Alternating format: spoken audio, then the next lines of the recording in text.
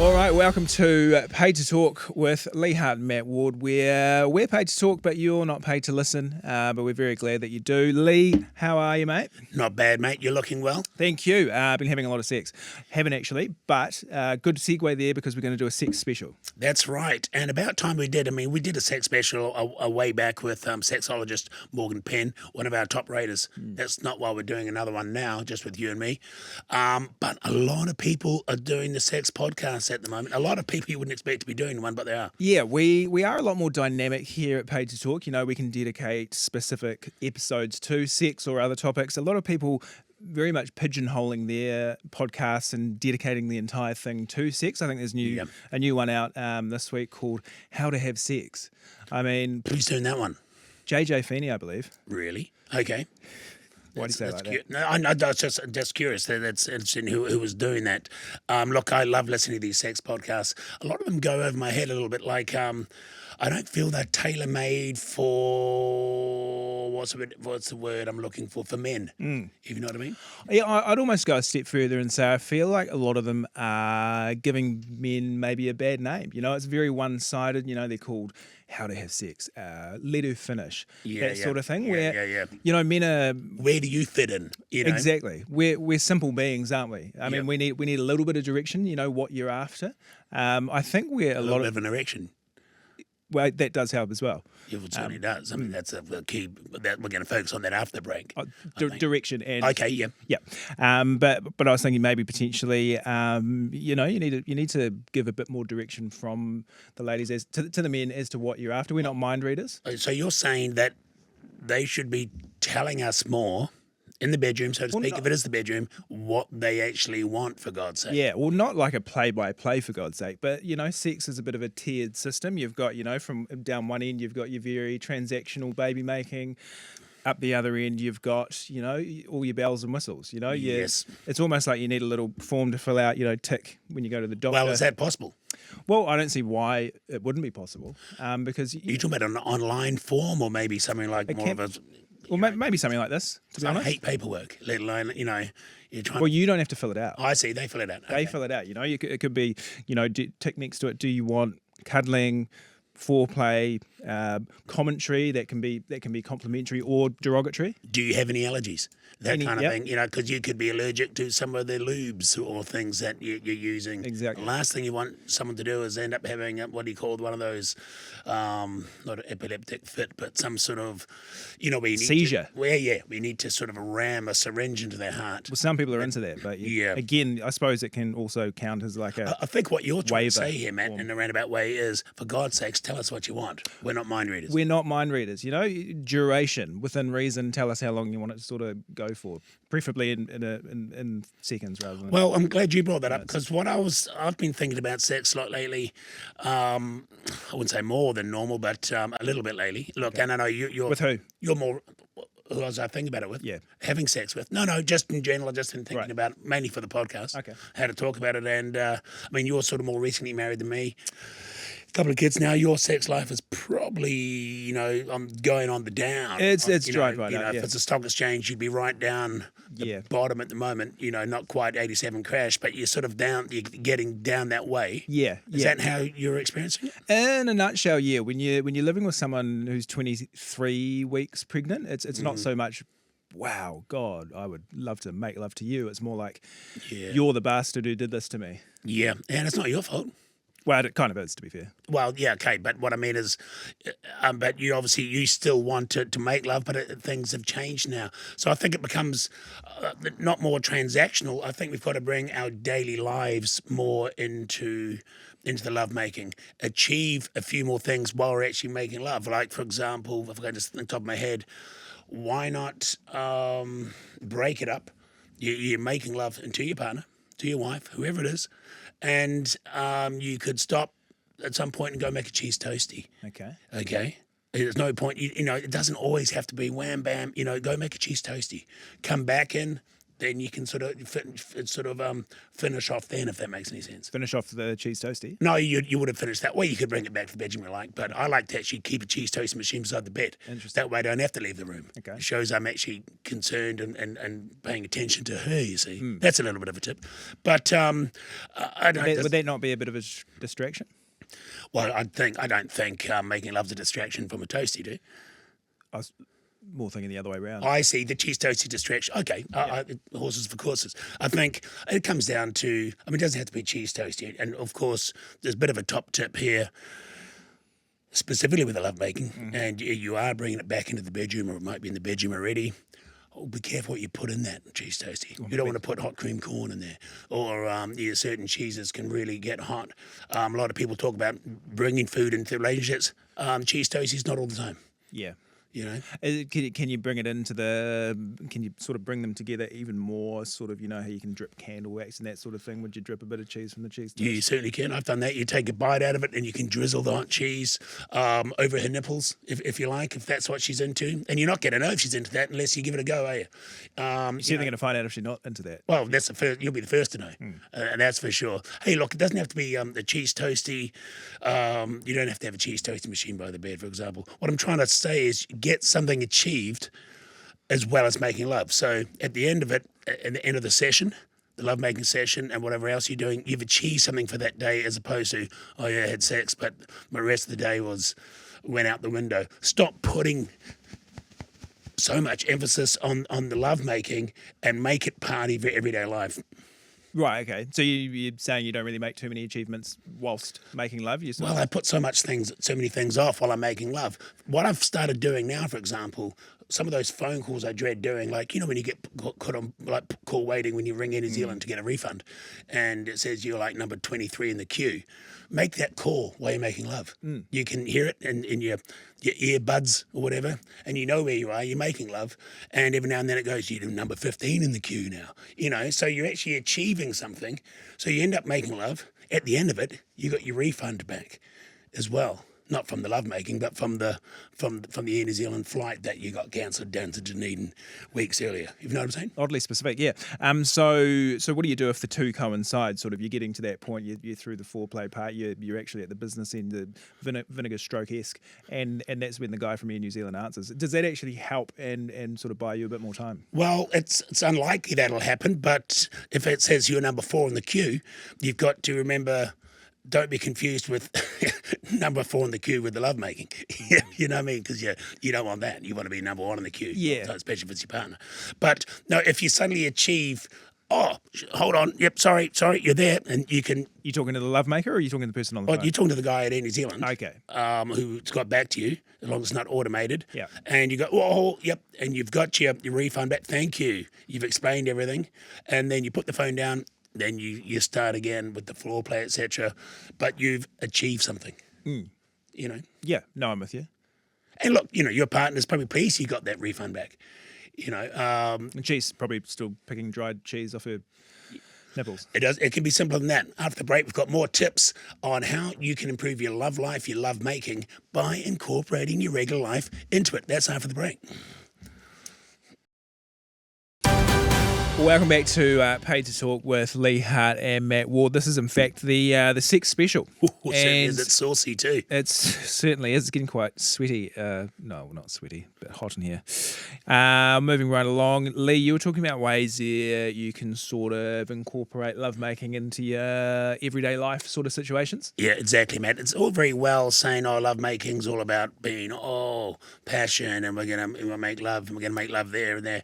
End of the day, especially when you're married like yourself, that goes out the window quite rapidly. So you need to, if you want to start making love productively, involve your everyday life with it. You can start off with simple things. Put that laundry on before you start making love, you know. Yeah. So no matter what happens, no matter how well the session goes, the lovemaking, I mean, at least at the end of it, you got some dry clothes. You know what I'm saying? Okay, yeah. Well, I suppose some clothes are getting a bit dirty as well, and they've already been taken off, so it's good to have some clean ones ready to go. Let's talk about those chores that everyone hates. The chores, like the dishwasher, for example. You know, involve that. Oh, right. So again, sort of with the chores, sort of empty the dishwasher, and that'll sort of get your partner in the mood for a bit of lovemaking. I possibly could. I was thinking more try to make love with her while she's emptying the dishwasher. You know what I mean? She's there. Why not? You can help her with that, whatever. Again, using everyday things that you're going to have to be doing every day anyway. Because how many times does your partner say to you, especially you, in your case, I don't have time.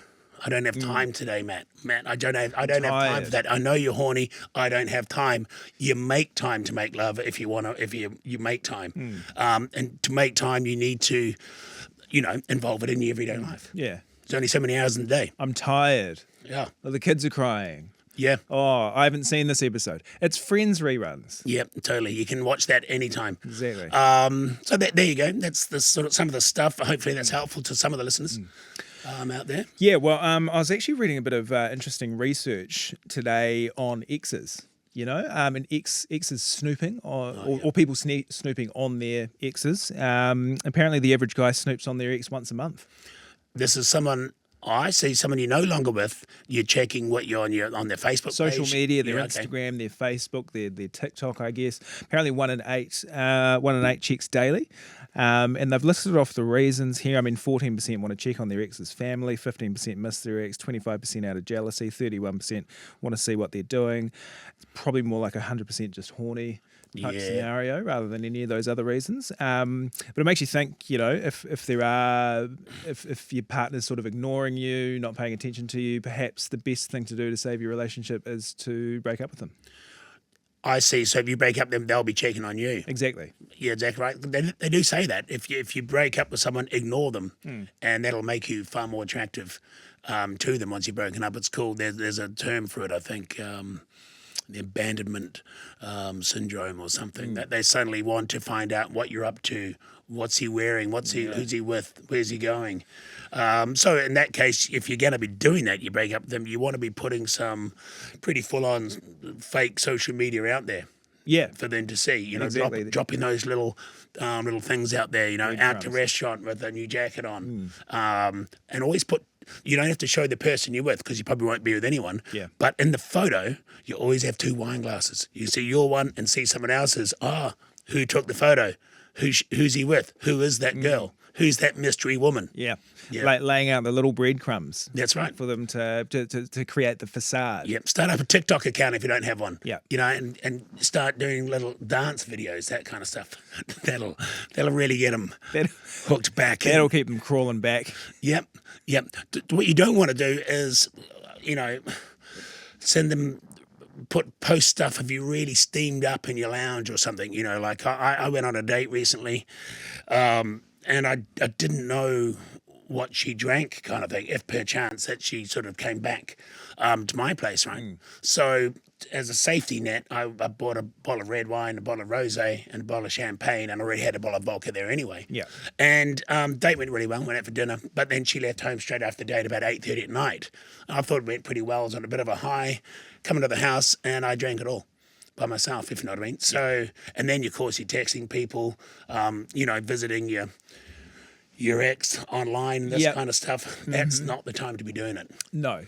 And what order did you go, those? Not that it really matters, I guess. Yeah, I think I probably drank the red wine first, champagne probably second, then I was saying, what the hell, the rosé's there. Yeah. The vodka, I think, was half drunk anyway, and put us by. I tell you what, I woke up in the morning, though, the place looked like a student party. Yeah. And it was only me that was there.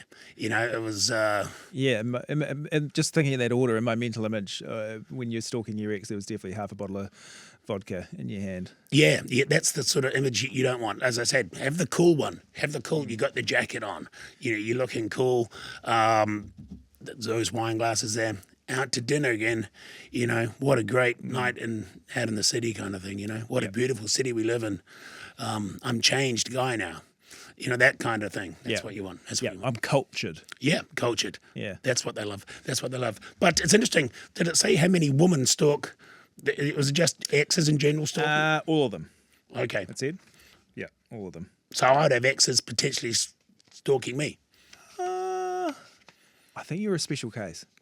Okay, yeah, because occasionally I'm stalking them when I'm checking their social media. It's just to see if they've seen some of my marketing videos. Well, Some of the apparently- products, like, your snacker changies, this kind of stuff. Well, I heard you've been doing a lot of stalking on LinkedIn, but unfortunately on LinkedIn it tells you when that person's looked at your profile Oh, page. does it? It does, yeah. So it's sort of like Lee Hart looked at your page 19 times. 20 minutes ago, 17 minutes ago.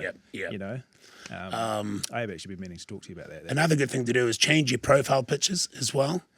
Use one from maybe 5-10 years ago. That she probably hasn't seen. Put back on and she go, God, he's lost weight. He's looking good. So I did notice. I thought you'd gone to Turkey or Istanbul or something, but because the one you had here, but that sort of Yeah, no, that was an old historic photo. Yeah. But they love that stuff. Yeah, I did notice it was in black and white. So. Yeah. Even put some baby photos of yourself on there as well. They go, oh, God, he cute kid, wasn't he? You know? Or photos with a dog. Yeah, yep. They love a dog. They certainly do. Yeah. Role playing. Yep. Yeah, role playing. Another good way to you're in a relationship. Yep. Let's take your relationship for example. It's going good. Yeah. But pretty ho hum in the bedroom department at the moment. You need to. What's the word in French? Spice things up. Zhuzh. Zhuzh. If I was a Frenchman, I'd say you need to zhuzh it up. Yeah. And she'll thank me for this. Yeah. Role playing. So what you can do, instead of thinking, in her case, oh God, that guy that's got that podcast has come home, she's going to think, you could dress up as a businessman with a briefcase, come in and, Okay. And, so I'm doing the dressing up. yeah, you'll come in and you can vary it, but you come in, you throw your jacket off, you got the briefcase, throw it down, make love to her in the lounge or the kitchen, doesn't matter where, but that's exciting for her. Another one you could do if you want to get a bit more basic with it, and I love this, is you show up with your sort of skimpy overalls, in your case maybe a white singlet, and you're the plumber. And you've come to sort of unblock the sink for her. See, this is role playing. She's going, oh yeah, the plumber's here. You walk in, it's all pretty exciting stuff. Got to get my spanner out, my wrench. You got to get your wrench out, get your tools out. But this is a bit of a tip for you. Yeah. Make sure you make love to her before you give her the invoice, because that'll really probably annoy her when she sees how much that was, and she won't want to make love to you. She'll probably be saying to you, what the hell am I paying? You should be doing this job anyway. You're my husband. But no, but you're role playing, and if you're going to be role playing as a plumber, you might as well get paid for it. Exactly. The irony is it'll probably come out of the joint account.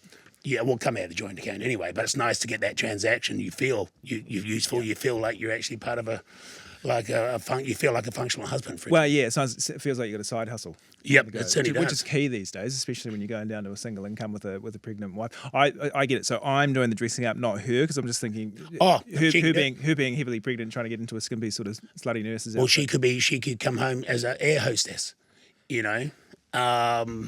which is kind of exciting, quite sexy. But then you start going, well, where were you? What stopover?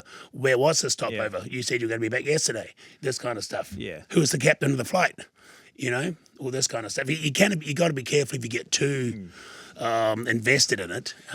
Mentally. So sometimes it's just best to have sex with the cheese toastie machine beside you, but and keep it basic, keep it simple. Yeah. No, I'm with Favorite cheese toastie? Just cheese. Just cheese. I think so. No condiments in, no sauces. I tend to put a little bit of a relish on there to dip into rather than putting it in. You wouldn't put it in? Well, I could put it in. Okay. Just talking about the toasties. I'm going to go with cheese. Are you familiar with Bovril? Old school. I haven't heard anyone since my grandparents' generation talking about Bovril, but it's quite hard to get at the supermarket, give you that, but you just drizzle a bit of that inside the cheese before you toast it. Yeah. Beautiful. You know the Great Depression's over and we can actually eat other things. But I'm going to bring a cheese toastie in for you with Bovril on it, and you'll never go back. We actually probably should have brought this up with Al Brown. That is the saying, isn't it? Once you go Bovril, you never go back. That's right. Exactly right. Al Brown probably would have had I think he did. We did ask him about cheese toasties, did we? Yeah, but we went deep in the weeds on relishes and chutneys and salsas. We certainly didn't ask him about sex and role playing. I know that much. No. No. Well, that wasn't that kind of show. No. Let's take your calls. No, we don't have. No, it's a podcast. So I think in this case, maybe we'll just take a break. Okay. Be right back. Well, welcome back to Paid to Talk with Sorry. Lee Hart and Matt Ward. This is actually the sex special where we've been delving into all things sex, lovemaking, role-playing, and erogenous zones. That's right, Matt. And I think we've taken a slightly different approach. I think the underarching or overarching theme would be, look, don't take it too seriously. Don't get overwhelmed by it. It's just sex. Bring it into your everyday life. You're more likely to have it more often and enjoy it when you're relaxed, doing everyday things, as opposed to, oh, it's sex night, Tuesday, or it's Friday, it's sex night. If you put too much pressure on yourself and your partner, you'll blow it, quite literally, in some cases. So just, it's only sex. And this is only a sex podcast. Don't take everything literally. We are experts, we are professionals, but we don't pretend to know everything about, well, we do, but we don't, it's different, might be different for you, what works for me, what works for Matt. Yeah.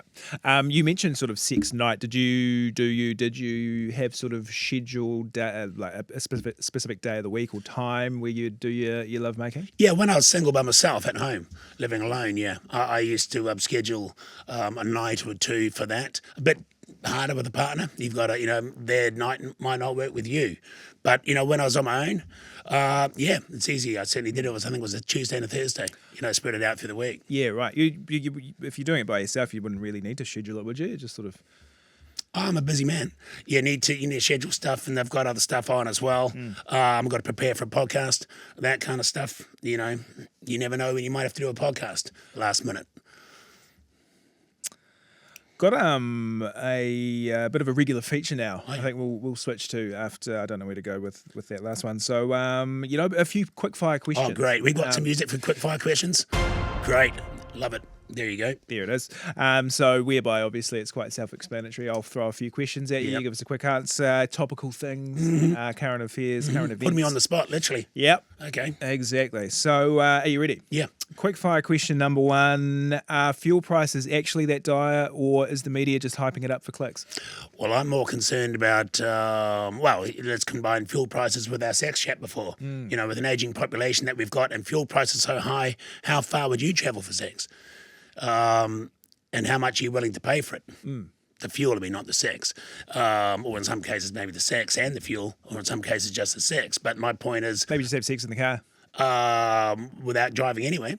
Well, you shouldn't be driving if you're having sex in the car. Oh, no, I'm just saying I'm not gonna go into my driveway and have sex in the car with someone when I can do it inside. And I'm less likely to get someone over and say, hey, g'day, I'm free tonight. Come over, we'll have sex in my car in the driveway. Some people are just into because the fuel prices are so high. Mm. But answer your original question: is the media making too much of it? Yes, I think they are a little bit. I mean, it's a big concern for everyday Kiwis and that we have.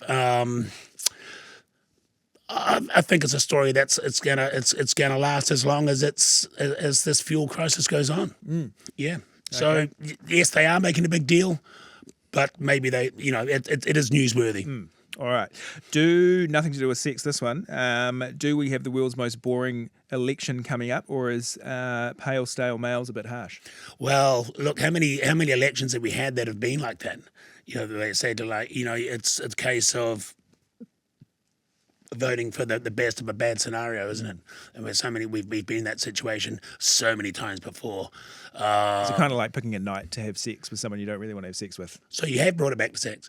Well, no. Well, I've got sex on the mind now, but you just mentioned making the best of a bad scenario. Well, they do say, in a lot of cases, politics, there is sex associated with it. I mean, you do think, the sexier politician, you tend to get more votes. The more polished on camera, the more smooth looking your JFKs as opposed to your Richard Nixons in the 1960 election. Obviously went with JFK. He was a smooth looking guy. New Zealand case, I can't think of an example there, but Jim Bolger. Yeah, Jim Bolger. There you go. Jim Bolger. Sex does come into politics. So let's just hope by the time the election rolls around, it gets a bit sexier. Can't remember what the question was.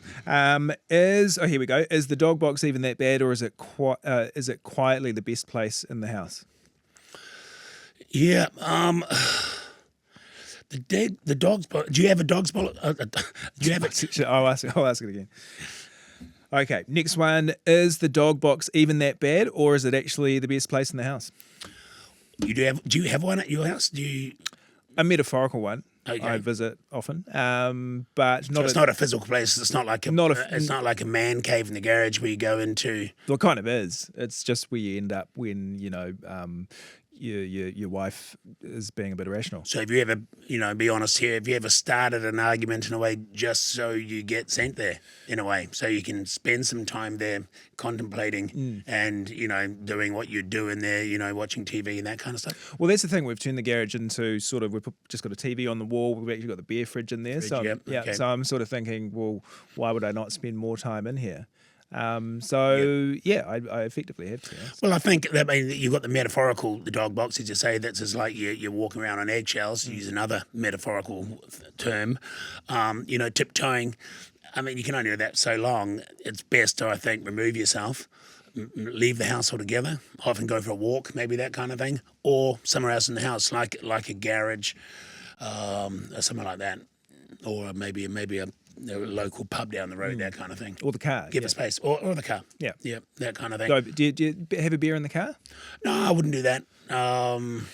Too expensive. No, I'm not really drinking beer anymore. I'd maybe a vodka or that kind of stuff. I obviously wouldn't be driving, but I've got like a little fridge in there with some mixers and stuff in there. It's just a good place. It's got a good sound system, you see. Like so I'll go cocktail shaker in there? Yeah. So go in there and have a couple of drinks. You can get 3 or 4 mates tops in there as well. Sit in there, a bit of a catch up. Take the keys out, of course, because that would be illegal and dangerous. You take the keys out and you sit in the car there with 3 or 4 mates. Chew the fat. They're probably in the dog box as well. Oh, 100%. That could actually be quite a good business idea when you sort of got your sober driver, but he also sort of doubles when he's not driving as a cocktail waiter. Sort of mixes all the drinks, shakes all the cocktails. All right, guys, where do you want to go next? A bit like a limo driver that goes around and does sort of stuff, yeah. Yeah. And it's amazing. It's amazing before Tinder, before these dating apps, how did people meet, to hook up and have sex and that. And I think back in the day, often it was people that were carpooling together, so that's how they would. Funny how the circles back round to sex and lovemaking all the time, isn't it?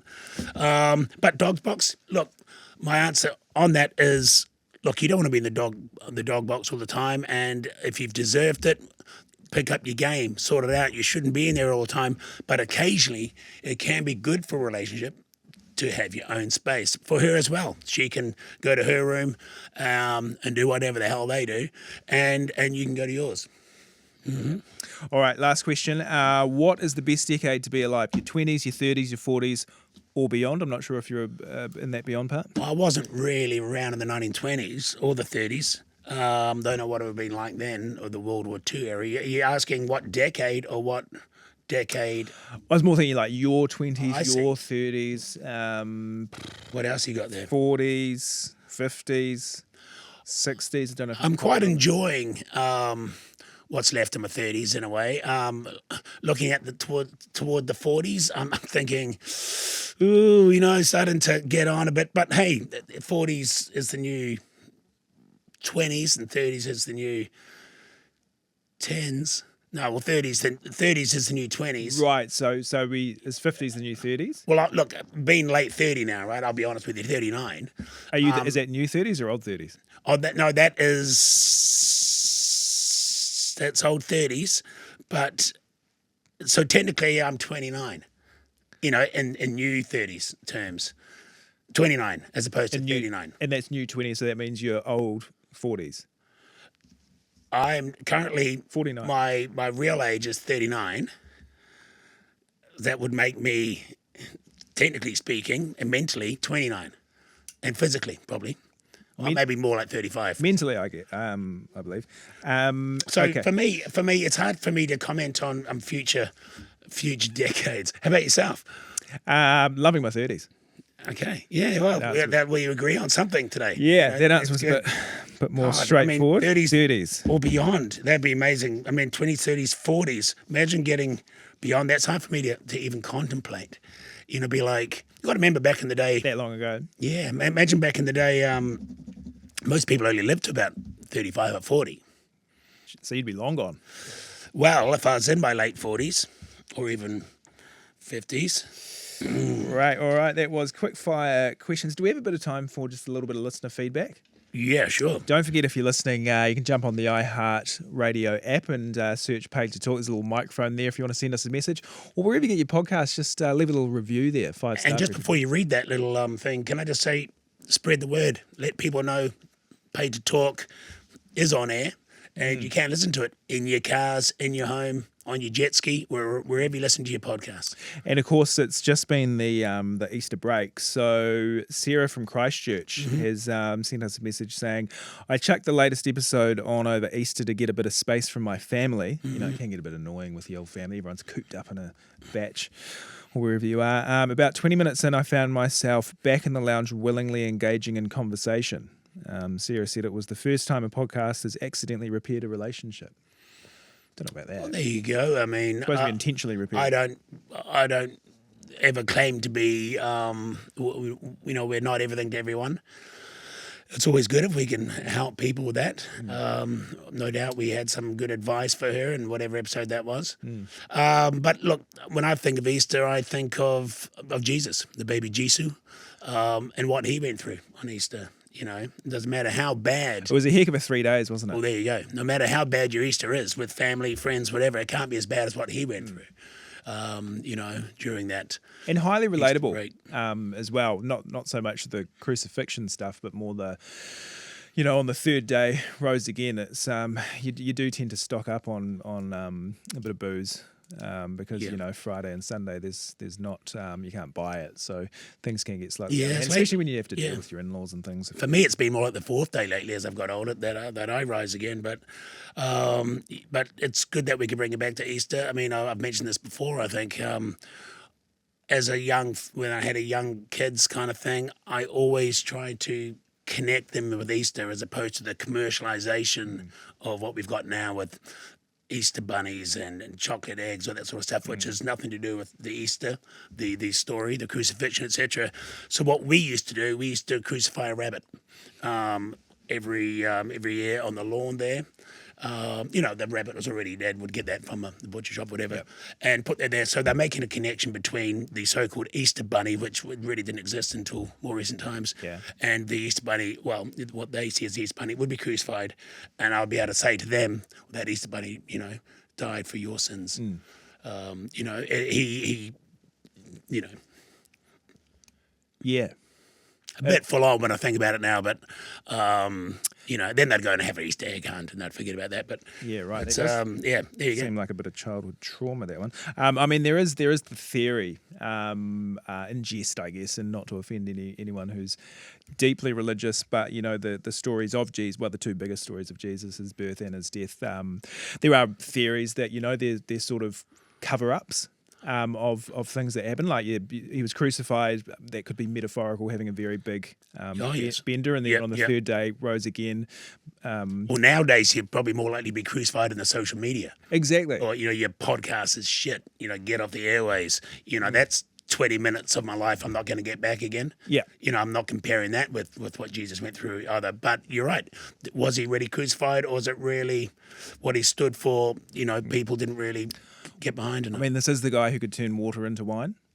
So I'd say there were some pretty big nights. But by day 3, you'd prefer if you could turn the wine back into water, wouldn't you? Well, that's the thing. Can he do that? I don't know. You go one way, I can't see why you couldn't go the other. Yeah, exactly. Do you just put the jug of wine in the other hand and then pour it back into the... Oh, it could be like, it's hard to, it's hard. You whip up cream and salt, and you turn it into butter. I don't know if you could turn it back into cream again once you've done that. I could be wrong. I'll do some research on that. But food for thought. And I mean, the same goes for the conception of Jesus. There's a couple of question marks over that one. I mean, some people, and again, not to offend those who are religious, but there is a theory that it was kind of a one-night stand cover-up that's blown massively out of proportion. You go home and say, "Oh, I'm pregnant," and Joseph's sort of saying, "What? It wasn't me." It was like, "Oh no, it was God." Yeah, and I think Joseph would be the first guy going around as well, going along with that story, saying, "Yeah, no, she's fine. It was there was a God did it," everyone knows who it was, they would know. Yeah. I mean, it's a small town over there. They certainly know that. Nazareth, Better. everyone Well, knows. Nazareth, yeah. Everyone knows everyone in Nazareth, that's for sure. It's a bit like living in, say, Huntley or something. You know what I mean? You don't, if in Nazareth would be a similar kind of thing. I'm trying to compare Yeah, it. instead of being impregnated by God, it's probably more a gang Yeah. member. Or a guy called Ray or something. But we've kind of digressed slightly. Was there any other feedback from listeners? Yeah, we've got a little bit of feedback. We've actually got people in the sort of producers booth doing that and sort of saying wrap it up. I don't know whether that means we're crossing any lines, but yeah, a little bit more feedback here just quickly from Mike in Hamilton. He said that listened while hiding from everyone over Easter. Halfway through I realised I'd rather be dealing with my in-laws than whatever was being discussed. Mike described it as unexpectedly pro-family content. Well, that's good. Well, there you go. But I find it interesting that he's saying he ran off to be with his family and still listen to the podcast, but he still took time to send that message in. So that's interesting. Yeah. And then Lisa in Wellington finally said, listen to the latest podcast episode and came away with more opinions, but less understanding. Described it as mentally busy, intellectually unclear. I've got one here from Barry in Temuka, and he writes, hi guys, loving the podcast, real top-notch stuff. Awesome, guys. Keep doing it. Not paying you enough to talk. Well, there you go. It's nice to finish on some positives there. Yeah, it certainly is. Barry and Temuka. Temuka. Wow, thank you very much, Barry and Temuka. And thank you to you for listening. And make sure you send us your feedback. As I said on the iHeart app, there's the microphone, or you can give us a rating, preferably a 5-star. And remember, if you want a full transcript of this podcast, it'll be wherever you can get your transcripts. And available in Braille somewhere, I think. Oh, yeah.